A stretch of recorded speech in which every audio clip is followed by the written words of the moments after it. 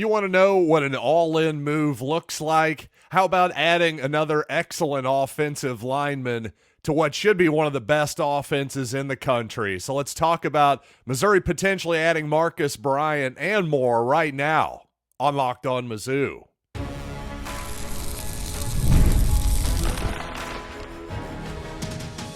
You are Locked On Mizzou, your daily podcast on the Missouri Tigers. Part of the Locked On Podcast Network, your team every day.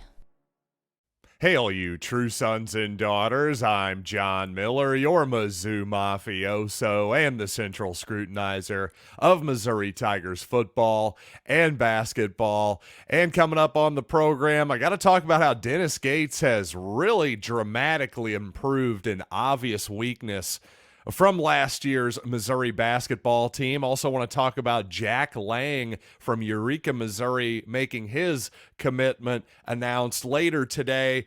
But first, I want to admit that, yes, I do have a competitive side, and this episode is brought to you by Monopoly Go. My competitive side is a big fan of Monopoly Go, the mobile hit twist on classic Monopoly. So join your friends and download Monopoly Go, now free on the App Store or Google Play. And let's start the program off by talking about Marques Bryant. And he's somebody I'll confess right now at this moment, the news has not broken as I'm recording this podcast. I'm kind of making an assumption here that Marques Bryant is going to announce that he's going to be a Missouri Tiger. So you know what? If that does not come to pass here in the next few hours, I guess I'm going to have egg on my face. But I'm going to take a bet here, a pretty safe bet, I think, that Marques Bryant is going to be a Missouri Tiger, especially by the time you hear this. And a first-team All-AAC tackle for SMU last season, of course, Southern Methodist University.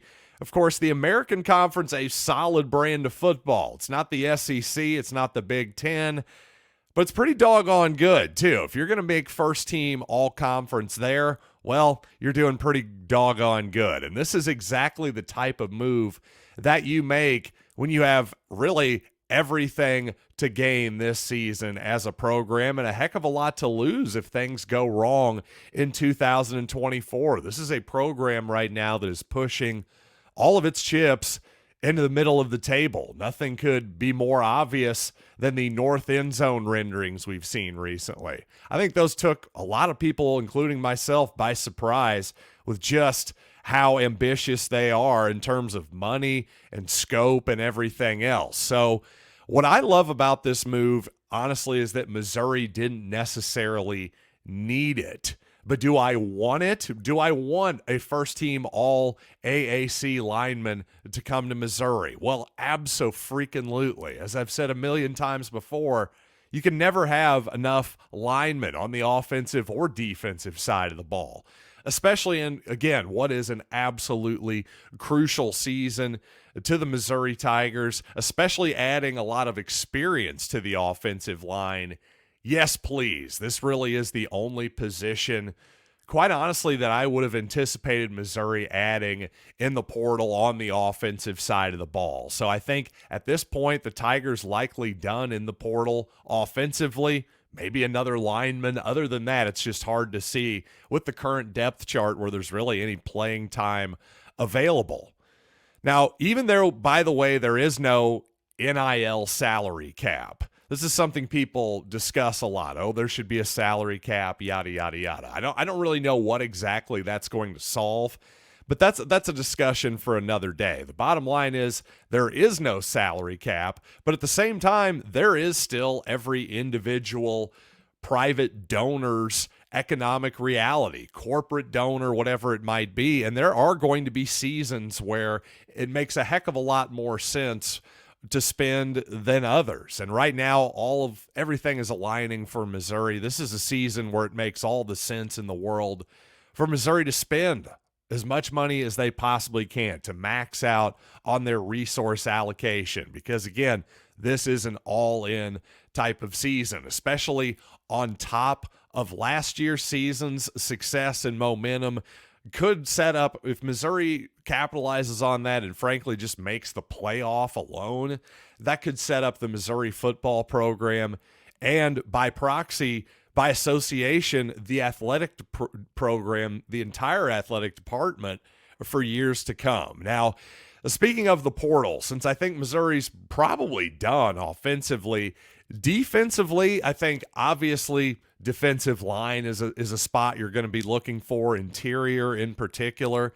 I think the depth is, especially with Kyron Montgomery transferring out of the program, just the depth there is a little bit lacking. And it's not as though Montgomery had been a contributor during his time at Missouri regardless. But other than defensive line, I'm thinking safety, corner, linebacker, probably in that order in terms of priority. You could talk me into corner being more of a priority than safety, but it seems like safety right now may be an obvious need, like sort of a depth safety in terms of free and even the strong safety spots as well. But again, that's probably it for Missouri offensively. Defensively, I think you could see maybe 2 or 3 more guys being added to this squad for next season.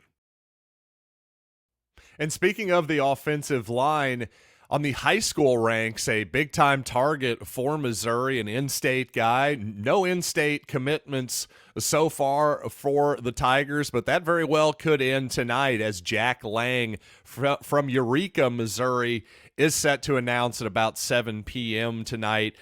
Central Time. He's a 4-star player, according to 247.com, 6'8", 275 pounds. If anything, it's 6'8".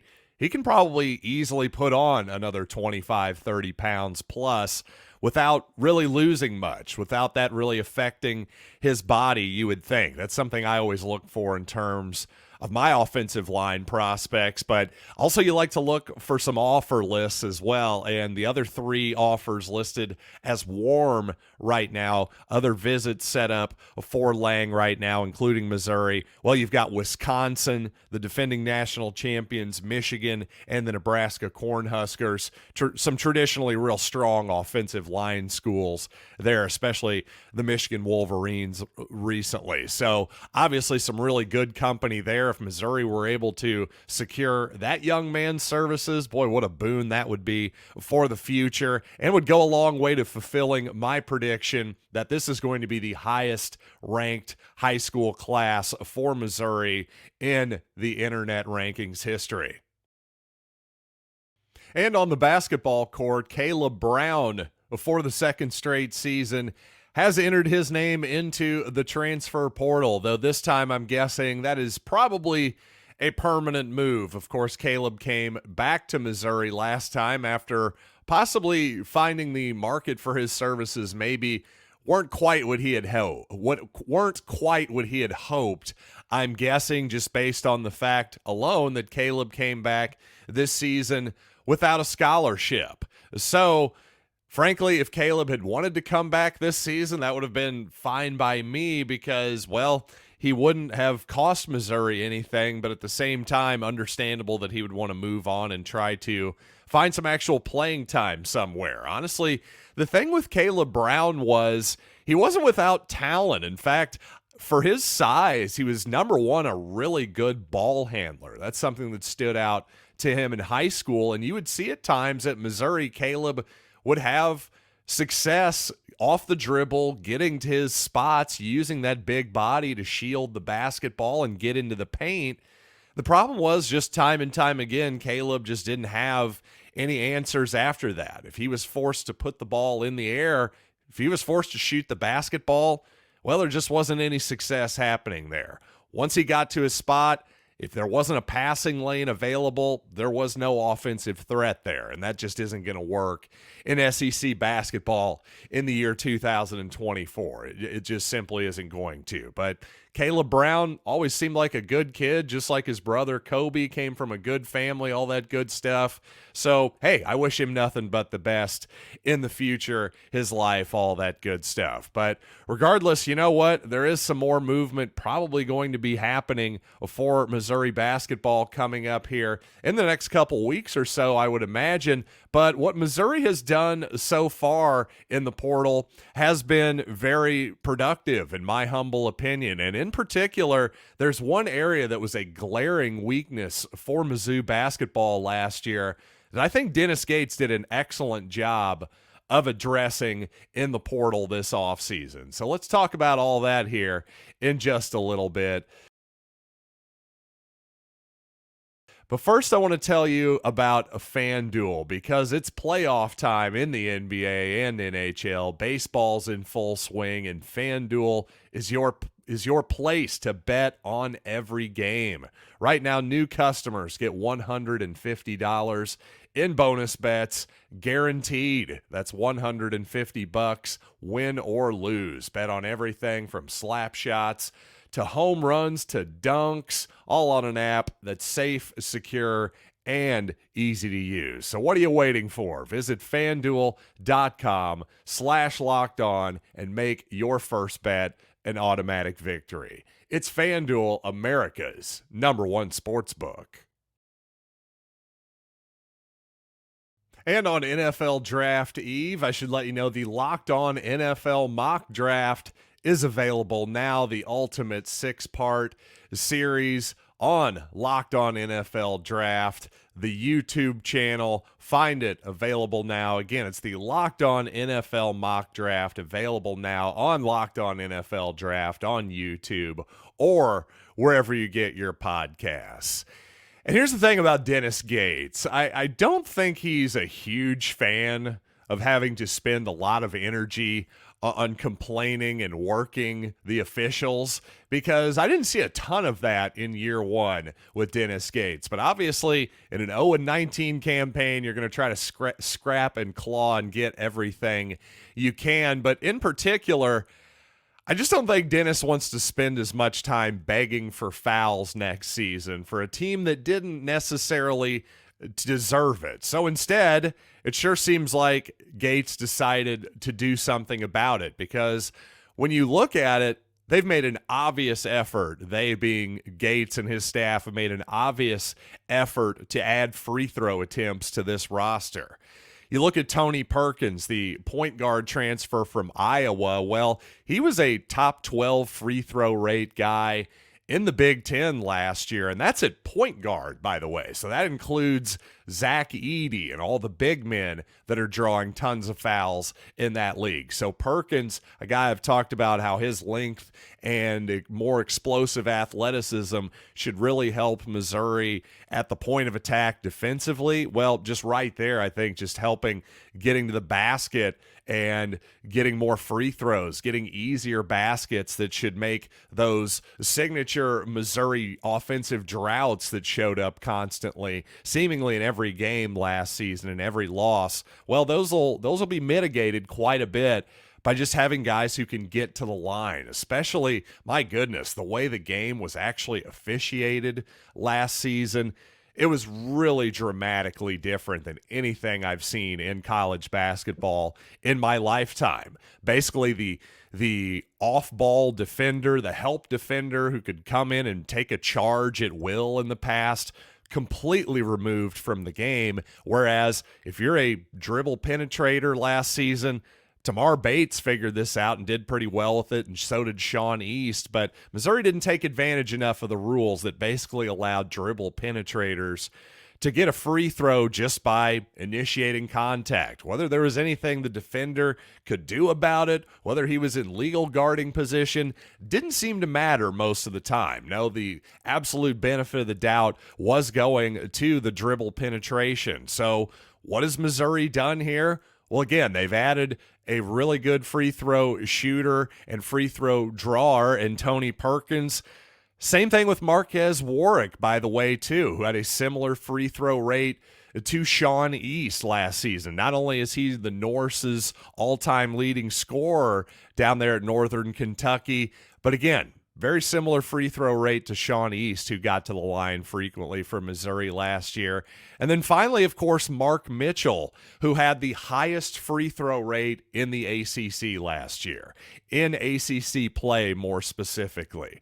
So he's a guy who, at 6'9", about 230 pounds, really explosively athletic, a guy who still has not put it all together yet, but that's a really good sign that he is that aggressive in the open court in particular, but also the half court too, just attacking the rim and not settling for jump shots because, well, hopefully Mitchell's bit strange jump shot that could definitely use a little bit of reconfiguration by Gates and his staff. If he gets there, wow, Mitchell is really going to be something special. But regardless, he's going to be a really effective player for Missouri next season, and he's going to be a huge reason why Missouri will not just have to settle for jump shots constantly last year. And of course, Missouri wasn't a particularly good jump shooting team last year outside of a couple players either. So I just think Missouri will be able to mitigate those offensive stretches where just nothing good is happening by using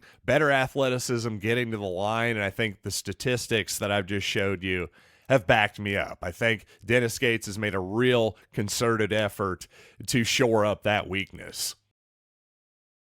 Now, of course, it is NFL Draft Eve. Tomorrow is the first round of the NFL Draft. Perhaps Darius Robinson will hear his name called.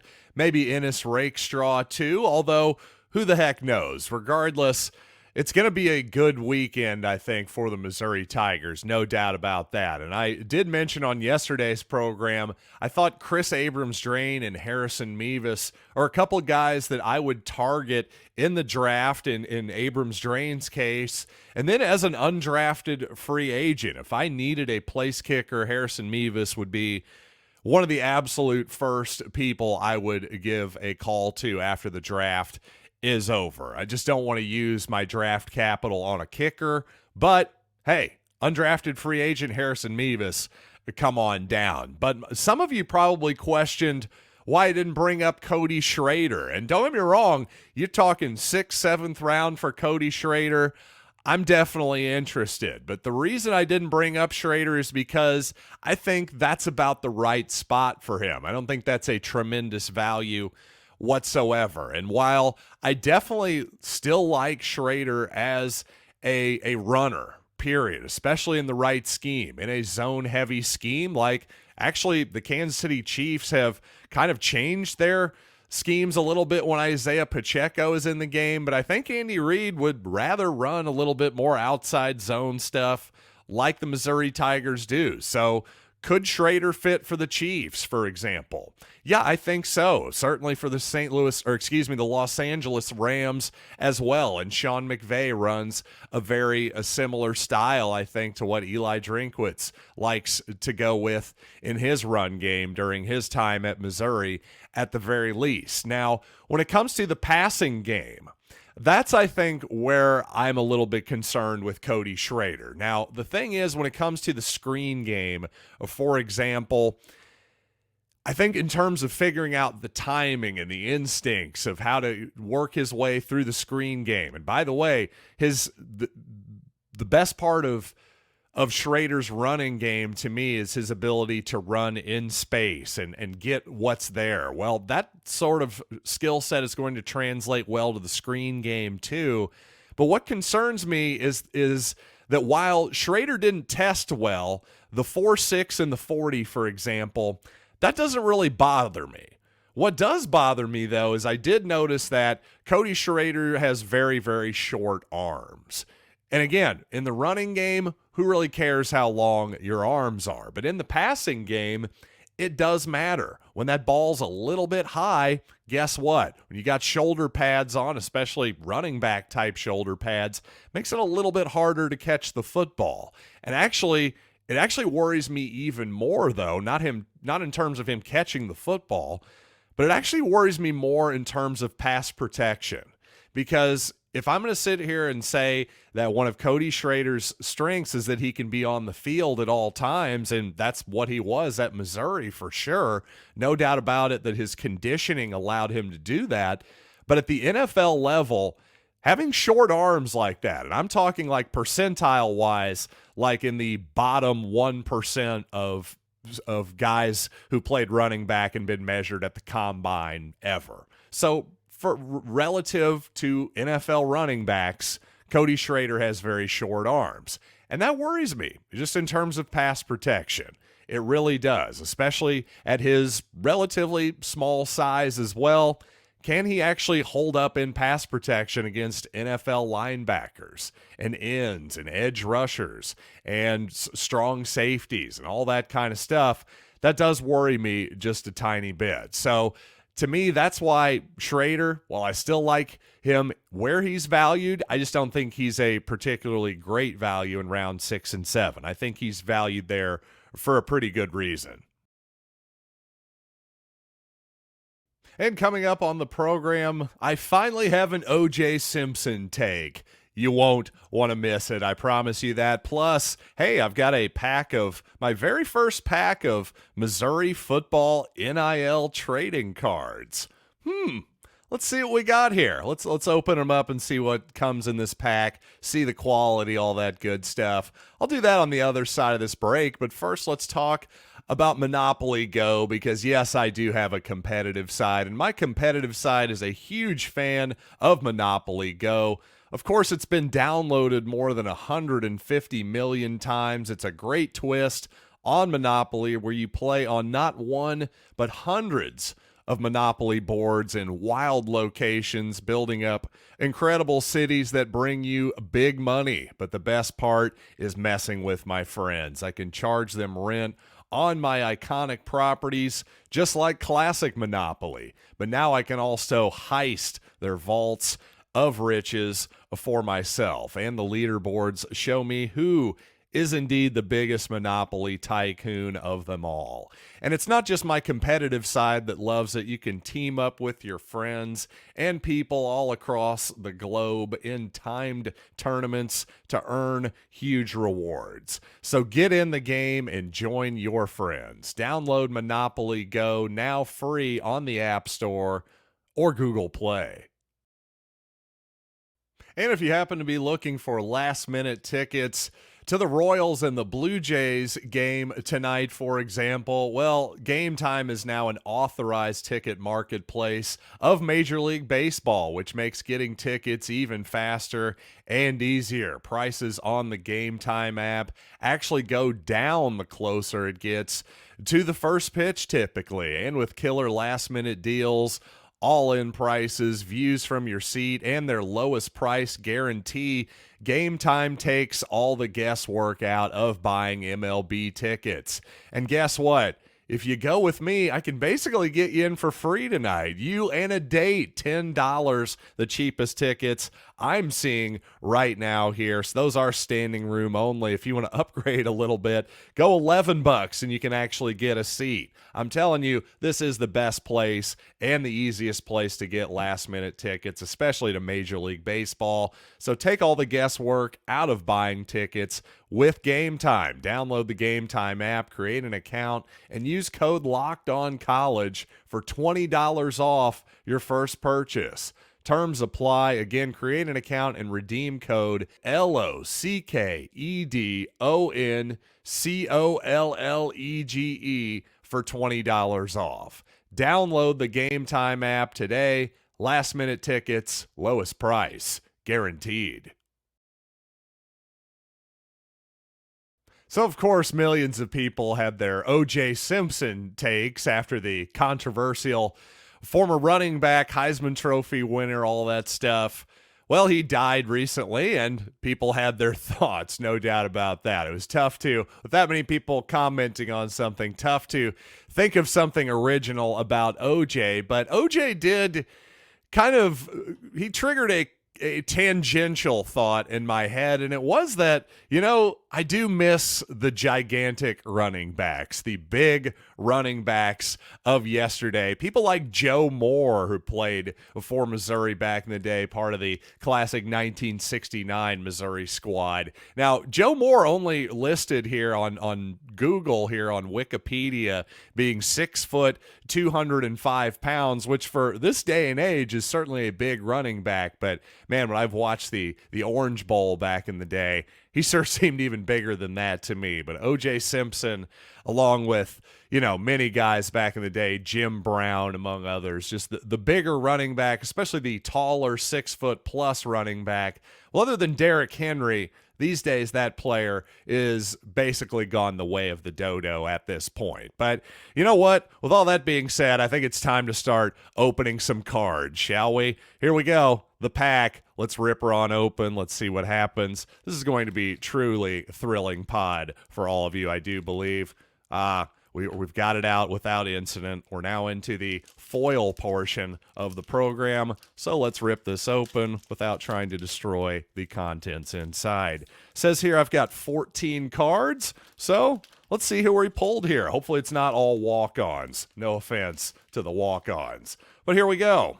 All right, first card we got here. Oh, the aforementioned Cody Schrader. Hey, a pretty good pull there. I didn't know we were going to have current athletes too, but hey, there's Cody. Honestly, first glance, pretty nice looking card. I like the picture, but got basically the same picture on both sides, different version.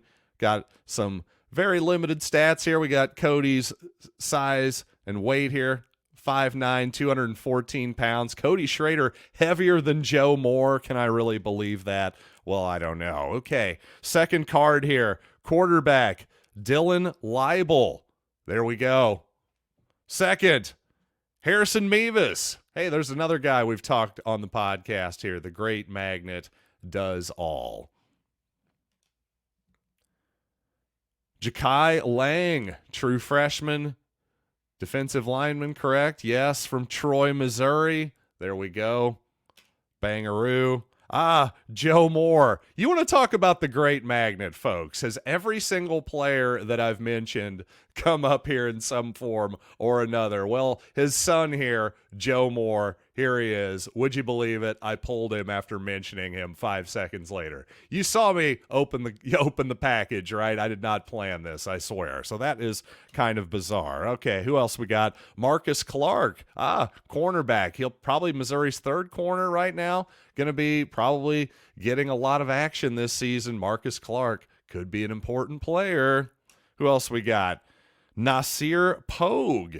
Can't say I know who Nasir Pogue is. No offense, young fella. So a redshirt freshman defensive back from Montgomery, Alabama. There you go. Let's keep it going here. Now, this guy's last name I know I'm going to butcher. I'm going to say it's Nicholas Deloach. I don't know how to pronounce his last name. All I know is I get it wrong every time. So no offense to that young man. We got Ricardo Merriweather. There's some more action. Let's see. We're getting down to the nitty-gritty here if I'm going to pull some kind of autograph card here. Sam Williams, freshman defensive tackle. Trey Flint, a long snapper. Everybody's dream there. Everybody loves getting a long snapper. We got Tristan Newson, linebacker. Hey, there's a starter. Now we're talking. And it looks like we got another Cody Schrader, it would appear. Now, interestingly, we've got a Cody. Is this an error card? Because we've got Cody Schrader here. But on this side, we have Cody Schrader, it says, but that's not Cody Schrader, folks. That is Sam Horn. So is this an ultra rare error card, or is this just me getting screwed out of my $12.99? You decide. And finally, we've got two more cards here. Are these actual cards? Let's see. We've got a Luther Burden icon card here. Okay. Oh, this isn't bad. Little gold Luther Burden icon card here. I like it. Not bad. Not too shabby. Okay. And then finally, well, this is just some advertising. View the collection list and purchase more. So I guess you can use this little QR code here You could probably even use it right now if you would like. There's some free advertising for you there to Missouri's NIL program. So, you know what? The first pack I've ever pulled of those Missouri football NIL cards, and you know what? Not bad. We did get the Sam Horn Cody Schrader freak card, as I'm going to call it. Definitely an error there, I've got to imagine, so that's a bit strange. Can I trade this in for a Sam Horn, or are you guys going to pay me millions for what has got to be one of the great error cards of all time? Only time will tell. But you know what? Did you think that was worth it? Should I buy more packs? What, $12? I don't know. I don't know if it was worth it or not. You're going to have to tell me. Leave me some comments at Locked On Mizzou anywhere on social media, or lockedonmizzou@gmail.com. So until next time, I am John Miller. We'll have to talk about Jack Lange coming up on the program. Hopefully some other Mizzou basketball and football editions. Everything that comes coming up right now. Coming up next time, I should say, on Locked On Mizzou.